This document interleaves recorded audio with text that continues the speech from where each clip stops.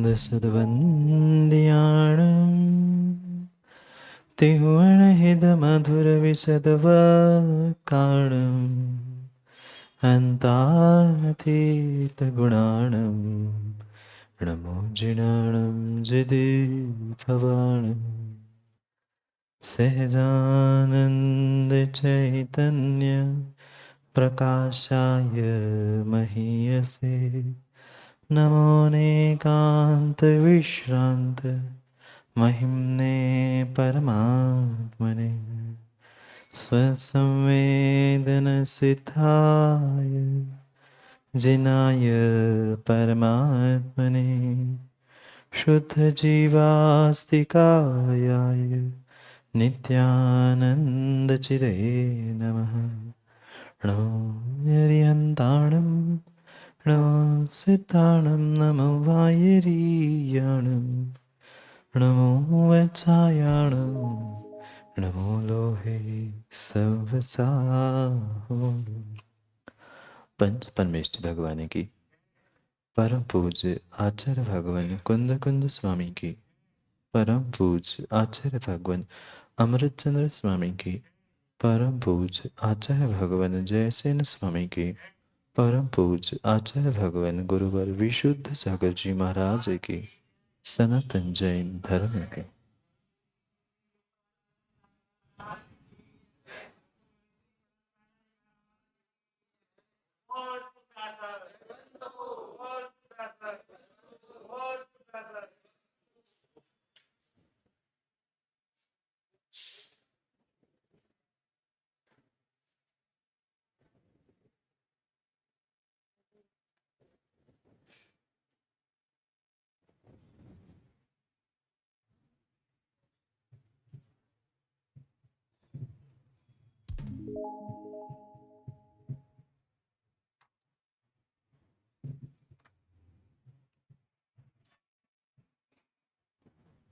अंतिम तीर्थेश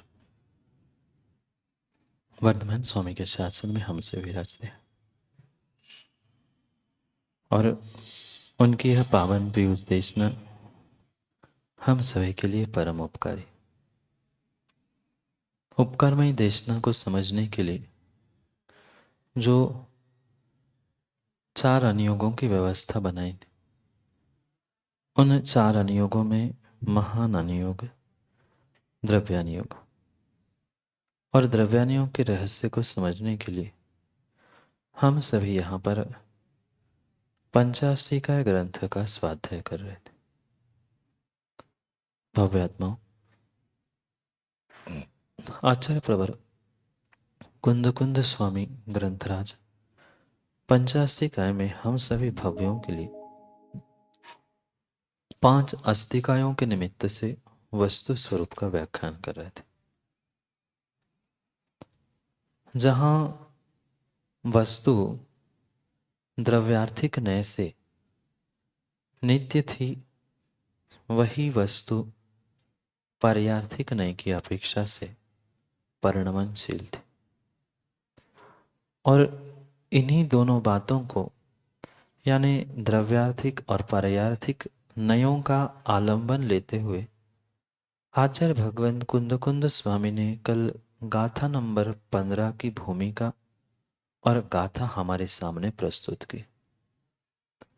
द्रव्यार्थिक नय हमें यही समझाता है कि द्रव्य का कभी भी किसी भी प्रकार से वह पूर्ण रूप से विनाश नहीं होता, क्योंकि द्रव्य सतरूप है और सत का कभी भी विनाश नहीं होता।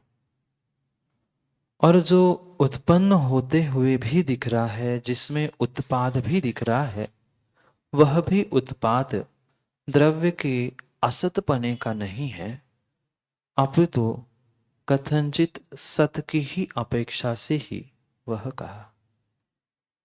और इसी के लिए कल पहली पंक्ति में आचार्य भगवंत कुंद कुंद स्वामी ने कहा था, भावस णत्थिनाशो णत्थि अभावस चेव उपादो। भाव रूपी जो सत था या सत रूपी जो भाव था, उस सतरूपी भाव का, पदार्थ का कभी भी नत्थि नाशो, नाश नहीं होता। और जो अभाव है यानी जो असत रूप है, उस असत का, अभाव का कभी भी उत्पाद भी नहीं होता। नत्थि च एव उत्पादो। उत्पाद व्यय तो होता है, पर उत्पाद व्यय उस सत रूप का और असत रूप का नहीं होता, अपितु गुण पर्यायेषु भावा।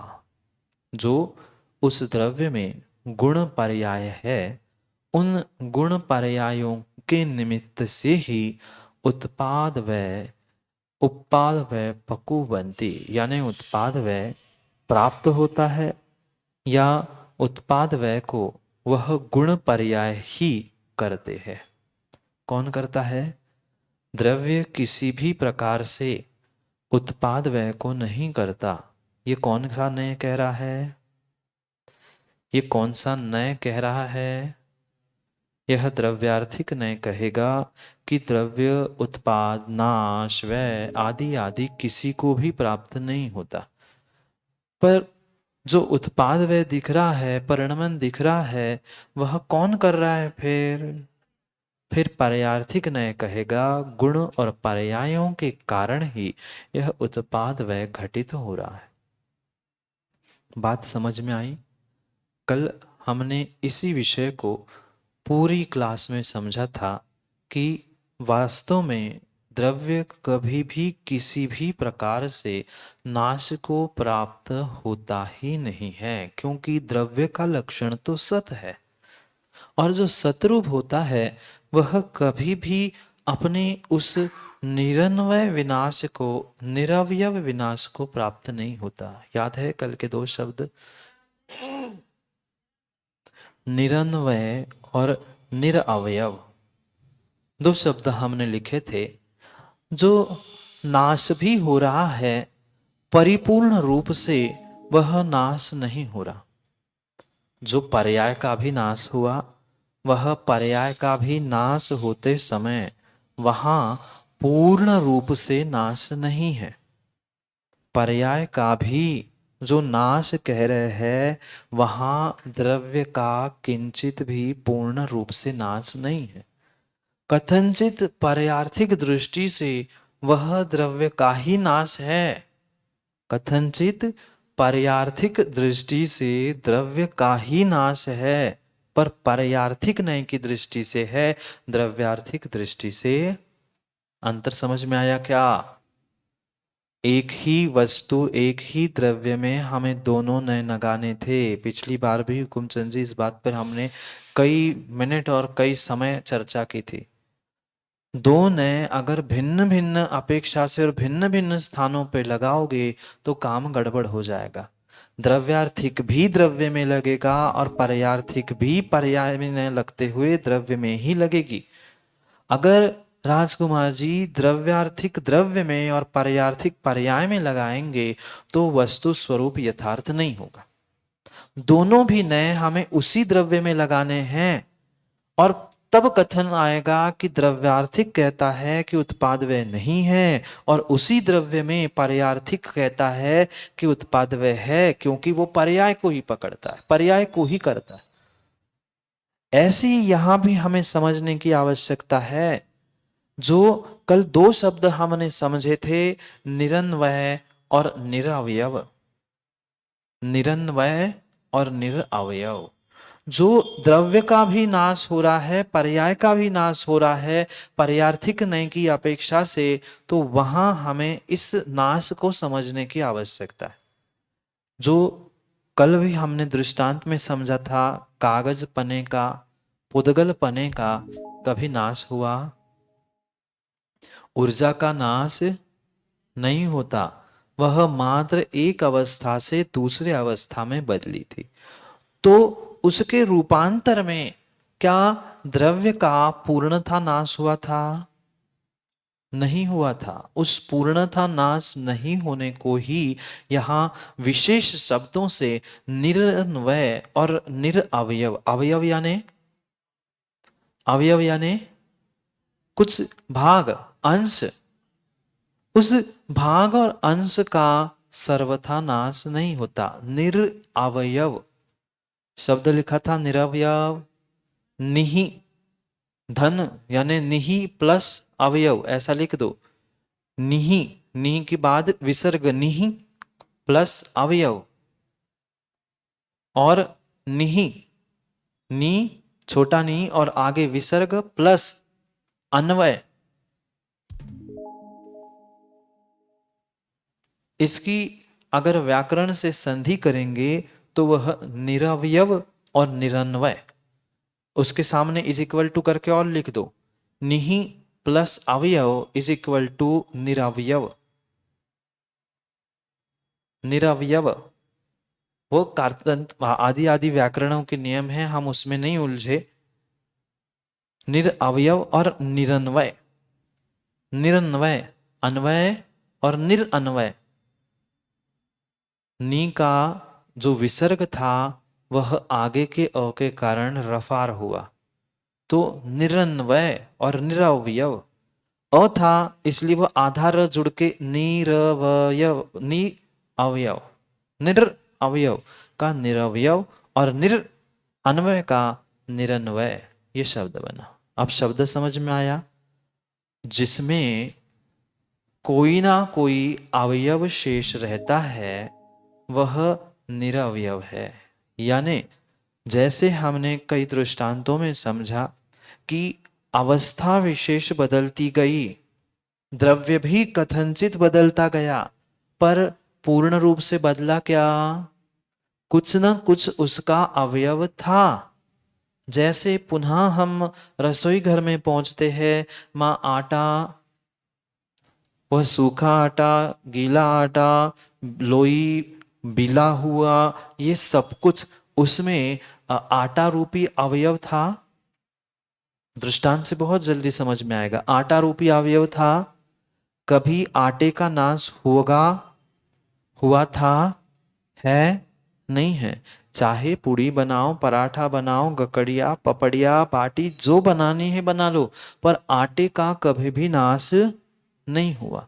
तो आटा अवयव था, आटा अंग था, आटा अंश था, आटा भाग था, रोटी का, पराठे का, उस लोई का, आदि सबका आटा ही मुख्य भाग था कि नहीं? तो उसका नाश हुआ क्या? तो अवयव थे कि नहीं? अवयव मतलब हाथ पैर से ऐसे बहुत सारे मत समझना। उस रोटी में पानी, आटा, नमक आदि आदि अवयव थे कि नहीं, भाग थे कि नहीं? तो उन भागों का नाश हुआ क्या? नाश नहीं हुआ क्या? कथनचित हुआ। क्यों?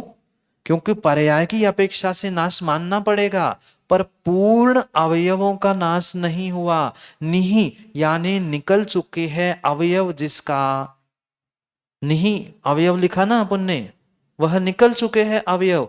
ऐसे अब आटा निकल गया तो रोटी बनेगी? क्यों मां? आटा निकल गया तो रोटी बनेगी ना? आटा निकल गया तो लोई बनेगी ना? बनाए हुए किसकी? नमक की, पानी की? वह अवयव है और निकल चुका है अवयव, ऐसा निरवयव। इसलिए जो विनाश हो रहा है, निरवयव विनाश नहीं हो रहा। बात समझ में आई? विनाश तो हो रहा है, अवस्था का परिणमन हो रहा है, कथनचित द्रव्य का भी विनाश हो रहा है पर्यार्थिक नय से। पर हुकुमचंद जी, निरअवयव विनाश नहीं है, सावयव विनाश है। बात समझ में आई? निरअवयव विनाश नहीं है, सावयव, स अवयव, सावयव, अवयव सहित विनाश है। दीपक भाई, आप बालक थे, किशोर थे, युवा हुए हो, आपके अवयव बदल गए ना? अवयव बदल गए ना? सुरेंद्र पंडित जी, आप बालक थे, युवा थे, प्रौढ़ थे, वृद्ध हो रहे हो, आपके कान, नाक, हाथ, पैर, सिर आदि अवयव पूर्ण बदल गए ना। यहाँ कान की जगह नाक आ गया, नाक की जगह कान आ गया, मुख की जगह आंखें, आंखें की जगह मुख, ऐसा हो गया ना। सावयव हुआ है, अवयव सहित विनाश है, अवयव रहित विनाश नहीं है। बात समझ में आई? निरअवयव विनाश नहीं है। अवयव यानी अंग, उसके भंग भाग, उसका पूर्ण रूप से विनाश नहीं। जो जहां जैसा अवयव है उसमें तो बदलाव हुआ है। इतने से हाथ थे, अब इतने हाथ हो गए हैं, पर हाथ ही है ना। वह अवयव अवयव ही रहा, अवयव का नाश नहीं हुआ। बात समझ में आई क्या? सावयव विनाश होता है, निरअवयव विनाश नहीं होता। सावयव विनाश होता है, इसलिए पर्यार्थिक नहीं कहेगा कि द्रव्य में पर्याय उत्पन्न होती है, नष्ट होती है, पर वह निरवयव विनाश नहीं होता। इसलिए द्रव्य को कहा जाएगा कि द्रव्य में विनाश नहीं हुआ, क्योंकि द्रव्य के अवयव वही है। जीव द्रव्य बदला क्या? वही जीव द्रव्य है जो बालक के रूप में इस पर्याय में आया था, वही वृद्ध हुआ है क्रम क्रम से। बात आई समझ में? विनाश होने पर भी विनाश नहीं हुआ, क्यों? क्योंकि सावयव विनाश नहीं हुआ। ये सावयव विनाश हुआ है, निरवयव विनाश नहीं हुआ। आया समझ में? नहीं आया? हाँ, निरवयव और निरन्वय का एक ही अर्थ है, पर सावयव यानी अवयव सहित, अवयव से साथ होगा विनाश, कि अवयवों से रहित होकर होगा मां विनाश। आटा आटा बन के ही रहेगा कि पूर्ण आटा मिट्टी बन के रोटी बनेगी? वह आटा मिट्टी बन के रोटी बनेगी ना।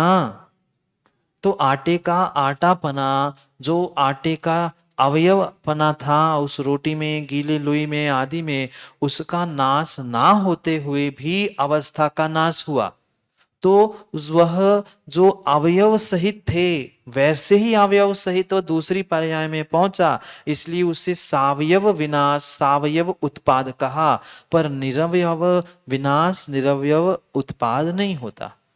अवयव ही नष्ट हो जाएंगे तो मनुष्य बचेगा क्या? आटा ही नष्ट हो जाएगा तो मां रोटी बनेगी क्या? नहीं बनेगी। इसलिए यह जो विनाश हुआ है वह निरअवयव विनाश नहीं हुआ, हुआ है वह अवयव सहित विनाश हुआ है। सौरभ भैया आया? सावयव और निरवयव, उस अवयव का ही सावयव और निरवयव का ही पर्यायवाची शब्द था निरन्वय और सान्वय। निरन्वय अन्वय निकल चुका है जिसका, वह निरन्वय, और सान्वय यानी अन्वय सहित है वो। अन्वय किसे कहते हैं? अन्वय किसे कहते हैं? इसका अन्वय करो नहीं। सब पढ़ा है, कहाँ पढ़ा दिया? पढ़ा है, याद करो, पन्ने पलटो दिमाग के। अन्वय किसे कहते हैं माँ? लिखा है। गुण को तो कहा, पर क्यों कहा? अन्वयी होते हैं। अरे पूरी तो बात सुनो अम्मा। गुण अन्वयी होते हैं, मैं अन्वयी नहीं पूछ रहा हूं, अन्वय किसे कहते हैं ये पूछ रहा हूं। गुण को अन्वयी हुकुमचंद जी क्यों कहा? वो आ जाएगा तो अन्वय का अर्थ आ जाएगा। राजकुमार जी बता सकते हैं? द्रव्य की तो है, पर अन्वय किसे कहा? अन्वय का शब्द सा अर्थ चाहिए, अन्वयी का नहीं। अन्वयी विशेष और व्यतिरेकी विशेष ये हमने गुण पर्याय में समझा, पर अन्वयी और अन्वय इसमें बहुत अंतर है। गुण को अन्वय कहाँ कहाँ कौन सी गाथा में? आपको नई गाथा बनानी पड़ेगी माँ।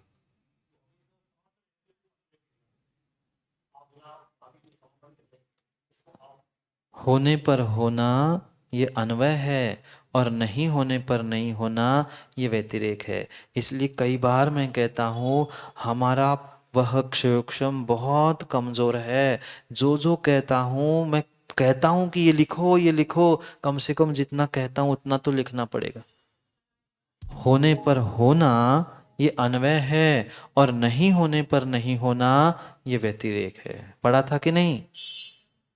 भूल मत जाया करो, और भूल जाते इसलिए तो कहता हूं लिख लिया करो। होने पर होना अन्वय है, अवयव है, उसके भाग है, तभी तो वो वस्तु है।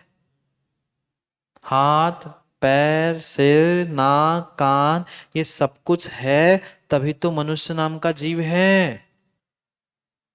इसलिए अन्वय रूप कभी भी नाश नहीं होता। कुछ ना कुछ अन्वय रूप, कुछ ना कुछ अवयव रूप रहता है।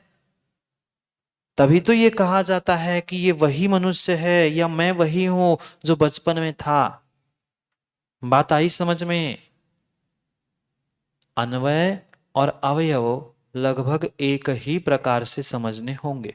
अवयव यानी भाग, और उस अवयव का होना उस द्रव्य के साथ अन्वय रूप है। होने पर होना अग्नि का और उष्णता का क्या है? अन्वय है, क्योंकि उष्णता है वहां अग्नि है, और जहां अग्नि है वहां उष्णता है। ये अन्वय हुआ। आया समझ में? दूसरी तीसरी बार हम समझ रहे हैं। होने पर होना, अग्नि के होने पर उष्णता का होना, और उष्णता के होने पर अग्नि का होना, यह अन्वय कहा है। और नहीं होने पर नहीं होना भी व्यतिरेक। विषय यहां भी अन्वय रूप चल रहा था। वह जो अन्वय सहित है वह सान्वय है, और अन्वय रहित है वह निरन्वय है। ये भी लिख लो मां। सान्वय अन्वय सहित है वह सान्वय है, और अन्वय रहित है वह निरन्वय है। जब भी द्रव्य का नाश होगा तो उस द्रव्य का कुछ ना कुछ अन्वय रूप सतत चलता रहेगा। जीव का बाल्यावस्था से वृद्धावस्था में जीवत्व पने का अन्वय था कि नहीं? कि युवावस्था में चेतना चली गई, बूढ़ेपन में पुनः आ गई, और पुनः मरते समय चली गई, ऐसा होगा क्या? फिर बचेगा ही नहीं वो। वह अन्वय रूप से, जिसे गुण भी कहा, उस अन्वय गुण से जो युक्त है वह अन्वयी, उसे गुण रूप ग्रहण किया। हुकुम समझे? अंतर समझ में आया? गुण द्रव्य के साथ अन्वय भाव से युक्त है, इसलिए गुण को अन्वयी कहा। अन्वय भाव है, और उस भाव के निमित्त से जो वस्तु है उसको अन्वयी कहा। तो जो द्रव्य का परिणमन चल रहा है वह कैसा चल रहा है? सान्वय सावयव, अवयव सहित है, और कुछ ना कुछ उसमें पिछली पर्याय का, पिछली अवस्था का वह अन्वयपना होगा। पुद्गल, कागज रूप पुद्गल जल गया, राख हो गया, मिट्टी हो गई, पुनः लकड़ी बन गया, पुनः कागज बन गया, पर पुद्गल का अन्वय था कि नहीं? पुद्गल के अवयव थे कि नहीं? पुद्गल के अवयव नष्ट नहीं हुए। पुद्गल का पुद्गलपना अन्वय रूप से जो था वह नष्ट नहीं हुआ, पर फिर भी उसकी अवस्था बदलती रही। अब और थोड़ा सा समझ में आया? एक गति से दूसरी गति में जीवत्व का अन्वय रहेगा कि नहीं? ज्ञान दर्शन का अन्वय रहेगा कि नहीं? ये दृष्टांत बहुत स्थूल होते हैं कि सावयव। प्रश्न हुआ कि मनुष्य मरने के बाद तो अवयव यही रह गए, अब नारकी के अवयव आ गए। ये बहुत स्थूल दृष्टांत है। वह हमें वहां फिर ज्ञान दर्शन से, चेतना से, जीवत्व से अन्वय और अवयव को जोड़ना होगा। बात आई समझ में? पहले प्रश्न समझ में आया क्या? महाराज ने पूछा कि फिर आपने कहा अवयव होते हैं उत्पाद और व्यय में, फिर मनुष्य पर्याय का नाश हुआ और त्रियंज पर्याय का उत्पाद हुआ, वहां कैसे अन्वय? वहां तो कान हाथ पैर सब बदल गए। तो अवयव का मतलब मैंने स्थूल रूप से ये बहिरंग हमें बताने के लिए समझने के लिए एक स्थूल दृष्टांत से समझा था कि हाथ पैर बचपन से वृद्धावस्था तक समान है, पर एक पर्याय से यानी मनुष्य से त्रियंश बनने पर भले ही हाथ पैर बदले होंगे पर ज्ञान दर्शन क्षयोक्षम भले ही कम ज्यादा हो, पर जो मूल ज्ञान दर्शन का अन्वय था उस जीव के साथ वो नष्ट हुआ। वह सावयव थे और सान्वय थे। आया समझ में? अवयव मात्र पहले भी कहा ये शरीर के अवयव मत ग्रहण करना। अवयव यानी उसी द्रव्य का भाग, हिस्सा, कुछ अंश, कुछ ना कुछ अंश है कि नहीं? ठीक है, ये बहिरंग शरीर का पूर्ण रूप से नाश हो गया, ये पुद्गल यही पड़ा रहा, उसकी राख हो गई, मिट्टी हो गई, वही पुनः परमाणु बन के पुनः किसी दूसरे पर्याय में पुनः शरीर बन गया। ये द्रव्य परावर्तन क्षेत्र परावर्तन में शायद आप लोगों ने पढ़ा हो सुना हो। ये वही पुद्गल परमाणु हैं जिसको कई बार हम भोग चुके, उन्हीं को पर पुनः पुनः हमने वापस प्राप्त करके शरीर बनाया। ऐसे ही है ना? तो उसमें भी अवयवपना था कि नहीं, अन्वयपना था कि नहीं, जीवत्व का जीवत्व में और स्पर्श रसगंध रूप पुद्गल का स्पर्श रसगंध रूप में। इसलिए न जीवत्व का कभी अभाव होता है न कभी पुद्गलत्व का अभाव होता है। ये अन्वय रूप चलते हैं, सावयव रूप चलते हैं। इसलिए विनाश किसका होता है? पर्याय की दृष्टि से या पर्यार्थिक नय से द्रव्य का, और वैसा गुण और पर्याय के निमित्त से ही द्रव्य का। इसलिए असत का कभी भी क्या नहीं होता? असत का कभी भी उत्पाद नहीं होता और सत का कभी भी विनाश नहीं होता, क्योंकि असत में आप निरन्वयता या सावयवता कहां से खोजोगे? जो है ही नहीं, जो मौजूद ही नहीं है, तीन काल में जो मौजूद नहीं होता, गधे के सींग जैसा, उसमें कभी अवयव मिलेंगे क्या? कल भी दृष्टांत समझा था, उस बांझ के बेटे की मां कितने अवयव, कितने हाथ कितने पैर, होते ही नहीं है। तो उसका अवयवपना अन्वयपना है नहीं, क्योंकि वह अवस्तु है, असत है, इसलिए वो कभी उत्पन्न होगा नहीं। पर जो वह उत्पन्न हो चुका है, जो सतरूप है, वो भी कोई भिन्न से उत्पन्न नहीं हुआ है। जो नाश भी हुआ है वह पूर्ण रूप से नहीं हुआ है। इसलिए कल की पुनः पुनः पंक्ति हमेशा के लिए याद रखना, जो होता है वही होता है, जो होता नहीं है वह होता ही नहीं है। ये जो कुछ भी हो रहा है, भले ही हम भिन्न नयों की अपेक्षा से उसे भिन्न भिन्न कह रहे हैं, पर हो सभी उसी द्रव्य में रहा है। द्रव्य कितना है? वही द्रव्य है जो कभी भी असत रूप से उत्पन्न नहीं होता, और वही द्रव्य है जो कभी भी सत रूप से नाश को प्राप्त नहीं होता। ये मुख्य वाक्य हमें ध्यान रखना है। द्रव्य लिख लो, द्रव्य सत रूप से कभी भी नाश को प्राप्त नहीं होता। द्रव्य सत रूप से कभी भी नाश को व्यय को प्राप्त नहीं होता। फिर क्या होता है? और ये लिख लिया, द्रव्य सत रूप से कभी भी नाश या व्यय को प्राप्त नहीं होता, और असत रूप से, असत रूप से उत्पन्न भी नहीं होता। असत रूप से उत्पन्न भी नहीं होता। वाक्य का अर्थ समझ में आया क्या? वाक्य का अर्थ समझ में आया क्या? असत का उत्पाद नहीं और सत का व्यय नहीं। किसमें? द्रव्य में ही।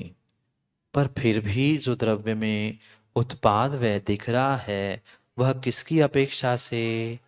उस गुण की पर्याय की दृष्टि से, द्रव्य की दृष्टि से नहीं। पर वास्तविकता में देखा जाए, निश्चय से देखा जाए, बहुत शुद्ध और सूक्ष्मता से देखा जाए तो द्रव्य, गुण और पर्याय कैसी है? एक ही है। ये परम परम शुद्ध निश्चय ने यही कहेगा कि ये एक ही है भाई। पर समझने के लिए हम आपको दो दृष्टियां दे रहे हैं, दो दृष्टियों से उसे भिन्न भिन्न प्रकार से समझा रहे हैं कि एक दृष्टि ऐसी कहती है और एक दृष्टि ऐसी कहती है। इसी तो अपेक्षा से हमने स्याद अस्ति नास्ति आदि सप्तभंगी पढ़ा था। ऐसे ही यहाँ आचार्य भगवान समझा रहे हैं। बात आई समझ में? द्रव्य में उत्पाद व्यय तो होगा, पर वह गुण पर्याय के निमित्त से होगा। वह कभी भी सत का नाश और असत के उत्पाद रूप नहीं होगा। बात आई समझ में? सत का नाश रूप और असत का उत्पाद रूप कभी भी द्रव्य में परिणमन नहीं होगा। फिर कैसे होगा? जो भी परिणमन होगा वह सावयव होगा, सान्वय होगा। निरन्वय, निरवयव कभी ना नाश होता है, ना नाश नहीं हुआ तो वैसा उत्पाद भी नहीं होता। अब और थोड़ा सा समझ में आया क्या? समझना, सत और असत, द्रव्य का जो भी परिणमन चल रहा है मात्र पर्यार्थिक दृष्टि से है, द्रव्यार्थिक दृष्टि से नहीं है। जो उत्पन्न भी हो रहा है वह अवस्तु कभी भी उत्पन्न नहीं होती। किसी काल में, किसी धरती पर, किसी पृथ्वी के कोने में, किसी ब्रह्मांड के लोक के कोने में कभी बंध्या स्त्री का पुत्र होगा? क्यों नहीं होगा? बंध्या स्त्री तो होती है, पुत्र भी होता है, पर बंध्या स्त्री का पुत्र नहीं होता क्योंकि वह असंभव है, उसका अभाव है, वह असत है, वह वस्तु ही नहीं है, इसलिए वो हो ही नहीं सकती। जो होता है उसी में तो होगा, और जो होता ही नहीं है उसमें कुछ भी नहीं होता। इसलिए ये बहुत अच्छा सूत्र है। जो होता है उसी में होता है, या होता है वही होता है, और जो होता ही नहीं है वह होता ही नहीं। बहुत अच्छे से इस पे इतना अच्छा चिंतन, इतना अच्छा चिंतन प्रत्येक समय पे हो सकता है। द्रव्यान योग के राजकुमार जी, सुरेंद्र पंडित जी, ऐसे शराब जी, छोटे छोटे सूत्र भी जीव ने अगर भीतर उतार लिए ना तो पूरा जीवन सुखमय होगा। भाई दुख मिला है, कष्ट मिला है, मां तो पक्का मानना कुछ था तभी तो हुआ। अगर मेरे पूर्व कर्म का ऐसा कोई आश्रय बंध नहीं होता, दुख नहीं होता। ये मात्र इधर द्रव्यानुयोग में नहीं लगाना है, घर में भी, अपने जीवन में भी इन सूत्रों को लगाना। होता ही नहीं तो कहां से होता? दुख होता है तो कर्म का बंध भी पहले था, इसलिए दुख है। जो होता है ना उसी में होता है, वही होता है। अगर दुख का बंध होता ही नहीं तो आज दुख होता ही नहीं। दुख का आश्रय हमने किया ही नहीं तो हमें दुख का उदय भी भोगना पड़ता ही नहीं। सब जगह लगा सकते हैं। ये सूत्र है रहस्यपूर्ण हमारे द्रव्यानुयोग के।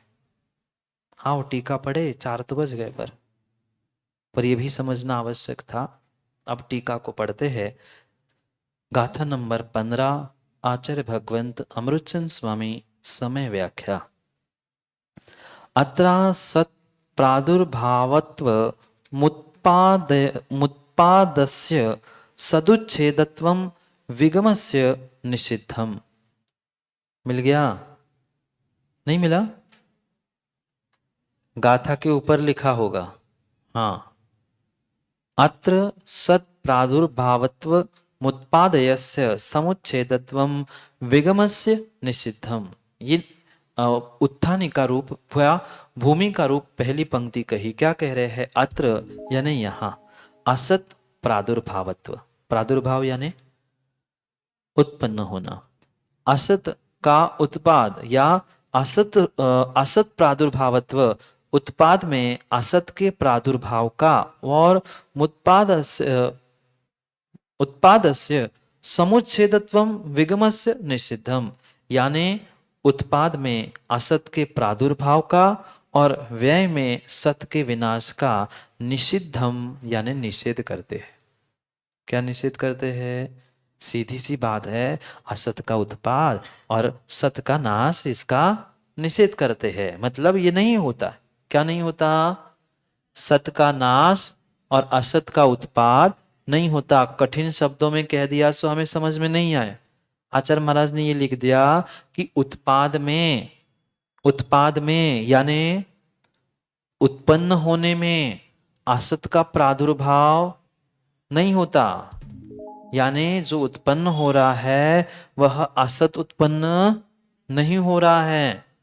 इसलिए उस उत्पाद में असत का प्रादुर्भाव यानी असत का होना संभव नहीं है, उसका निषेध किया। फिर जो व्यय है, उस व्यय में क्या हो रहा है? व्यय में भी सत का विनाश, व्यय में सत का विनाश हुआ कि असत का विनाश हुआ?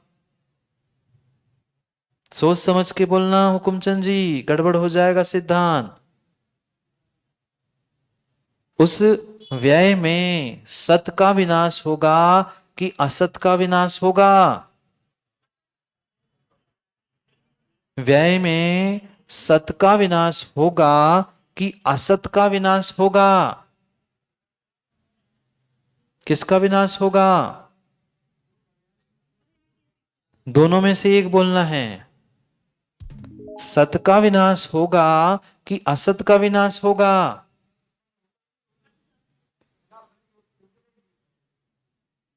हुकुमचंद जी तो कह रहे हैं कि असत का विनाश होता है, राजकुमार जी तो कह रहे हैं कि सत का विनाश होता है। अब विनाश किसका होता है? यहां तो कह रहे हैं कि सत का विनाश नहीं होता, आप कह रहे सत का विनाश होता है, आप कह रहे असत का विनाश होता है। विनाश किसका होता है? भाई जो असत है वो उसका विनाश कैसे? जो अवस्तु है, गधे के सींग का नाश होगा कि नहीं? बांझ का पुत्र मरेगा कि नहीं? भाई जो जन्मा ही नहीं है वो मरेगा कहां से? पहली बात ये स्पष्ट कर लो, असत का व्यय होगा ही नहीं, क्योंकि असत वस्तु ही नहीं है भाई। जो वस्तु होगी उसी में तो उत्पाद, व्यय, द्रव्य आदि सब घटित होगा। पर यहां की अपेक्षा से सत का भी विनाश नहीं होता, असत का तो दूर दूर तक होता ही नहीं, बात ही नहीं करनी असत। बात आई समझ में? उत्पाद में असत नहीं होता और व्यय में सत नहीं होता। सीधी सी बात है, सत का विनाश और असत का उत्पाद नहीं होता। मात्र उसको भिन्न प्रकार से उल्टा करके कह रहे हैं कि उत्पाद में असत नहीं आता और व्यय में सत नहीं आता। बात नहीं आई समझ में? ऐसा कहने की जगह आचार्य भगवान घुमा के कह रहे हैं, इसलिए कंफ्यूजन हो रहा है। हाँ, भूल भुलैया इसलिए हो रहा है सुरेंद्र पंडित जी कि आप यहाँ भूल भुलैया में घूम लोगे ना तो बाहर के लोग तुम्हें भूल भुलैया में एकांत में ना भुला दे, इसलिए पहले आचार्य भगवंती घुमा दे रहे। तुम ऐसे घूम जाओ, ऐसे घूम जाओ, ऐसे घूम जाओ, जितने घूमोगे उतना तत्वों का पक्का निर्णय होगा। अगर यहां नहीं घुमाऊंगा तो बाहर जाके फिर एकांतवादी घुमा देंगे, फिर उसकी बात सत्य माननी पड़ेगी। कितना भी तार्किक आपके सामने एकांती आके खड़ा हो जाए, हमें चाहे ऐसे चाहे वैसे कैसे उसके कान पकड़ के अपनी बात मनवानी। इसलिए आचार्य भगवान कहते हैं वह दोनों बातें कह दी। गाथा में क्या कहा? असत का उत्पाद मना किया, और अब कह रहे हैं कि उत्पाद में असत नहीं होता। बात क्या हुई? बात क्या हुई? पहले कह दिया आटे के बिना रोटी नहीं होती, अब कह रहे हैं कि रोटी में आटा नहीं है तो रोटी नहीं है। बात क्या है? एक ही सी बात है, आटे के अभाव में रोटी नहीं होती, और रोटी में आटा नहीं है तो वो रोटी ही नहीं है। बात अलग थी क्या? भाषा अलग थी, कथन अलग था, बोलना अलग था, पर वही स्थिति थी।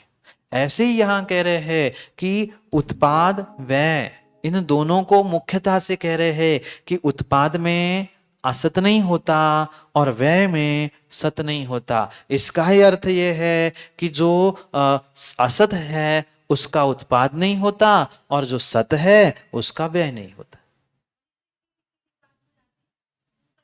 सीधी सीधी बात होती तो पंचम काल में काय को आते मां? पंचम काल में आए हैं तो आचार्य भगवान को भी पता है कि कहीं ना कहीं टेढ़ापन अपने भीतर है, इसलिए वे भी टेढ़े को टेढ़ा ही करके सीधा कर रहे हैं। सीधी सी बात है पंडित जी, अगर सीधे होते ही, इतने सीधे होते ही अपन, तो पंचम काल में काय को आते? चौथे काल में सीधे सीधे सीधे नहीं चले जाते? यहाँ आए हैं मतलब कुछ ना कुछ परिणामों का टेढ़ापन था, इसलिए तो आचार्य भगवान भी कहते न माँ थोड़ी सी उंगली, अब घी फंसा है तो उंगली भी टेढ़ी कर रहे हो। आचार्य भगवान भी इसलिए टेढ़े करके कह रहे हैं कि जो भीतर का टेढ़ापन है ना, वो तुम्हारे टेढ़े से ही टेढ़ापन निकल जाता। अभी उत्थानी का पड़ी समझ में आया? उत्पाद में, उत्पाद में असत का नहीं होना और असत का उत्पाद नहीं होना, दोनों बातें एक अर्थी है। सत में व्यय नहीं होना और व्यय का सत नहीं होता या सत का व्यय नहीं होता, ये दोनों बातें एक ही है। आया समझ में?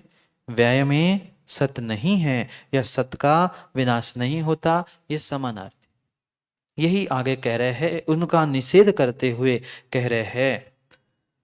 एक ही लाइन पढ़ पाएंगे। भावस्य सतो ही द्रव्यस्य न द्रव्यत्वेन विनाशः, अभावस्य असतोन्य द्रव्यस्य न द्रव्यत्वेन उत्पादः। मिल गया? अब तो मिल गया होगा। अब तो शायद पहली लाइन होगी, भावस्य सतो ही द्रव्यस्य न द्रव्यत्वेन विनाशः, इतना ही समझते। भावस्य सतो ही द्रव्यस्य न द्रव्यत्वेन विनाशः। भाव यानी सत, भाव यानी परिणाम नहीं, भाव यानी सतरूप अस्तित्व, भाव यानी होना, भाव यानी सद्भाव, भाव यानी सद्भाव, और सद्भाव यानी ही सत। जो सद्भाव है, भाव है, वही सत है। वह सत, सतो ही द्रव्य से, सत द्रव्य का द्रव्य रूप से विनाश नहीं होता। कौन से द्रव्य का? मौजूद द्रव्य का, सत द्रव्य का द्रव्य रूप से विनाश नहीं होता। किस रूप से विनाश नहीं होता? द्रव्य रूप से आटे का लोई, पुड़ी, लुचई, पराठा आदि सब में आटे पने की अपेक्षा से नाश हुआ क्या? पर्याय की अपेक्षा से हुआ, अवस्था की अपेक्षा से हुआ, पर द्रव्य की अपेक्षा से नहीं हुआ। बात आई समझ में? द्रव्य से रूप, द्रव्यत्वेन विनाशा, न द्रव्य का द्रव्य रूप से विनाश नहीं है। फिर अभावस्य असतो अन्य द्रव्यस्य न द्रव्यत्वेन उत्पादा। क्या कहा? अभाव का मतलब असत का अन्य द्रव्य का द्रव्य रूप से उत्पाद नहीं होता। क्या मनुष्य से तिर्यंश का उत्पाद होगा? होगा तिर्यंश से मनुष्य का, क्योंकि द्रव्य से अन्य द्रव्य रूप असत का भी उत्पाद नहीं होता। ये बात पहले तो समझ में आई। गधे के सिंह का उत्पाद होगा? बांझ के बेटे का उत्पाद होगा? नहीं होगा। क्यों? क्योंकि अभावस्य असत रूप है, इसलिए वह असत द्रव्य का उत्पाद नहीं होता। यहां और सूक्ष्मता से आचार्य भगवंत कह रहे हैं कि ये कौन, ये सत है, ये सत है और ये असत है। भूल नहीं करना, सप्तभंगी पढ़ चुके आप लोग। ये सत है, ये असत है, इसकी अपेक्षा से ये असत है, तो इससे इसका जन्म होगा, इस कागज से इस पेन का जन्म होगा, इस पेन से इस कागज का उत्पन्न होना होगा? नहीं होगा। क्यों? क्योंकि इसका इसमें असत है, इसका इसमें असत है। इसलिए इसकी अपेक्षा से फिर भी उत्पाद व्यय द्रव्यार्थिक नय से पर्यार्थिक नय से होगा, द्रव्यार्थिक से नहीं पर्यार्थिक से होगा। पर इसका होगा क्या? अन्य द्रव्य रूप जन्म लेगा क्या? नहीं लेगा।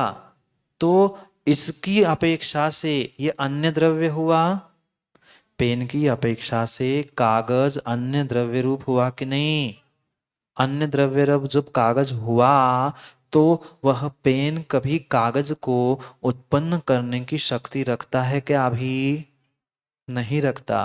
तो पेन की अपेक्षा से कागज रूपी अन्य द्रव्य जो कि असत था उसका कभी भी उत्पाद नहीं होता, ऐसा लिखा है। सही लिखा क्या?